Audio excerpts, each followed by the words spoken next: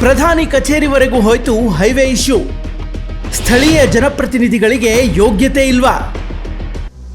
S, ಇದಕ್ಕೇನೆ ಜನ ಬೈಕೊಳ್ತಾ ಇರೋದು.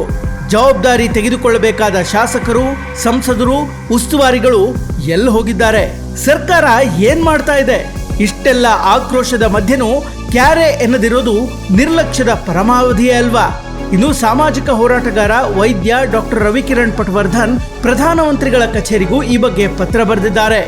ಒಟ್ನಲ್ಲಿ ಇನ್ನಾದ್ರೂ ಜನರ ತೆರಿಗೆ ಹಣದಿಂದ ಕೊಟ್ಟ ಎಸಿ ಕಾರನ್ನ ಬಿಟ್ಟು ಸಾರ್ವಜನಿಕ ಸಾರಿಗೆಯಲ್ಲಿ ಈ ರಸ್ತೆಯಲ್ಲಿ ಹೋದ್ರೆ ಸಮಸ್ಯೆ ಸ್ವಲ್ಪ ಗೊತ್ತಾಗಬಹುದು. ನಮ್ಮ ಜಿಲ್ಲೆಯ ಜನಪ್ರತಿನಿಧಿಗಳು ನಿದ್ದೆ ಬಿಟ್ಟು ಈ ವಿಷಯದ ಬಗ್ಗೆ ಗಮನ ಹರಿಸಬೇಕು. ವರ್ಣ ಪ್ರತಿಷ್ಠೆ ಅದು ಇದು ಎಲ್ಲ ಸ್ವಲ್ಪ ಪಕ್ಕಕ್ಕಿಟ್ಟು ಕೆಲಸ ಮಾಡೋ ಎದೆಗಾರಿಕೆ ತೋರಿಸಬೇಕು. ಜನರ ಸಹನೆಯನ್ನ ಟೆಸ್ಟ್ ಮಾಡಬೇಡಿ.